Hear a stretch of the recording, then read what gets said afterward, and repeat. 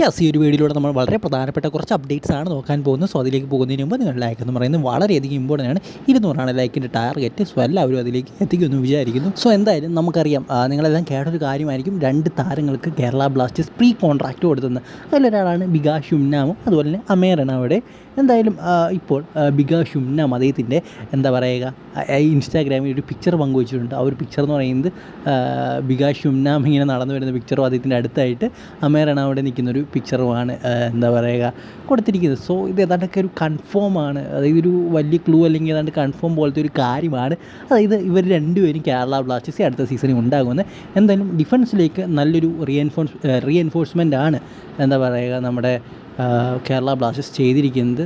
So എന്തായാലും കണ്ടറിയാം എന്താണ് സംഭവിക്കാൻ പോകുന്നത്. എന്തായാലും എനിക്ക് അത്ര ടോപ്പൊന്നും ഞാൻ പറയത്തില്ല. എനിക്ക് ടോപ്പ് എന്ന് പറയുക ഒന്നെങ്കിൽ നമ്മൾ അൻവർ അലി, സന്ദേശ് സിംഗ്, ഇവരൊക്കെയാണ് ഇന്ത്യയിൽ ടോപ്പ് ഡിഫൻഡർ. ഇവരൊന്നും എത്തിക്കാൻ കേരള ബ്ലാസ്റ്റേഴ്സ് സാധിക്കുന്നില്ല. അതാണ് ഏറ്റവും വലിയ പ്രശ്നം എന്ന് പറയുന്നത്. വെറുതെ ഫാൻസിൻ്റെ കണ്ണിൽ പൊടിയിട്ടിട്ട് ബികാഷും നാബിനെ അമേറാണ് അവിടെയൊക്കെ എടുത്തു വെച്ച് അങ്ങനത്തെ പ്ലേയേഴ്സ് വേണം. ബട്ട് ടോപ്പ് പ്ലേയേഴ്സിന് എന്താണ് എത്തിക്കാൻ സാധിക്കാത്തത്? ഈ ഒരു ഐ ലീഗ് ഉണ്ടായിരുന്നപ്പോൾ മോഹൻ ബഗാൻ, ഈസ്റ്റ് ബംഗാൾ ക്ലബ്ബൊക്കെ ഉണ്ടായിരുന്നു. എന്നിട്ട് ആ ഒരു ലീഗ് അത്ര വലിയ ഫേമസ് ഒന്നും അല്ലായിരുന്നു ഐ ലീഗ്. കേരള ബ്ലാസ്റ്റേഴ്സ് വന്നതിന് ശേഷമാണ് ഇതൊക്കെ ഈ ഒരു ലെവലിലേക്ക് ഉയർന്നത്. സോ അങ്ങനെ ഒരു ക്ലബ്ബിന് ഇതൊന്നും ചെയ്യാൻ പറ്റുന്നില്ലെന്ന് പറഞ്ഞാൽ വിശ്വസിക്കാൻ പോലും സാധിക്കുന്നില്ല. സോ എന്തായാലും അതൊക്കെ അവിടെ നിൽക്കട്ടെ. ബികാഷ് ഉന്നാമിൻ്റെ അമേറാണ് അവിടെ. ടോപ്പ് കളിക്കാരൊന്നും എടുക്കാൻ പറ്റത്തില്ല. എന്താണ് സന്ദേശ് സിംഗ്, ചാങ്ത്, അൻവർ അലി, അങ്ങനെ തുടങ്ങിയ മികച്ച കളിക്കാർ അവിടെ ഒന്നും എടുക്കാൻ സാധിക്കാത്ത വല്ലാത്തൊരു പ്രശ്നമാണ്. ഇനി അടുത്ത അപ്ഡേറ്റ് ക്ലേറ്റൻ സിൽവയുമായിട്ട് ബന്ധപ്പെട്ടുള്ളൊരു കാര്യമാണ്. അത് ക്ലേറ്റൻ സിൽവയുടെ കാര്യം വല്ലാത്ത കഷ്ടമാണ്.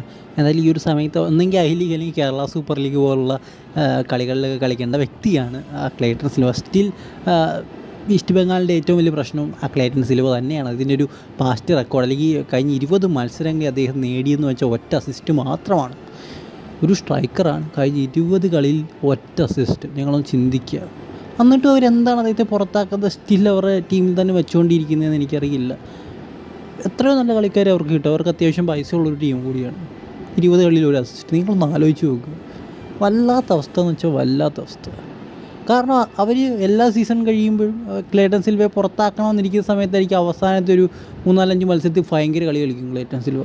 പിന്നെ അവർ നിലനിർത്തും. പിന്നെ സീസണിൻ്റെ തുടക്കത്തിൽ തൊലിഞ്ഞ് കളി കളിക്കും. അവസാനമാകുമ്പോൾ കുറച്ച് നല്ല കളി. സോ ഇതൊക്കെയാണ് പ്രശ്നം. സോ എന്തായാലും ക്ലേറ്റൻ സിൽവയൊക്കെ പുറത്താക്കി നല്ലൊരു കളിക്കാരെയൊക്കെ ഈസ്റ്റ് ബംഗാൾ കൊണ്ടുവരുമെന്ന് വിചാരിക്കും.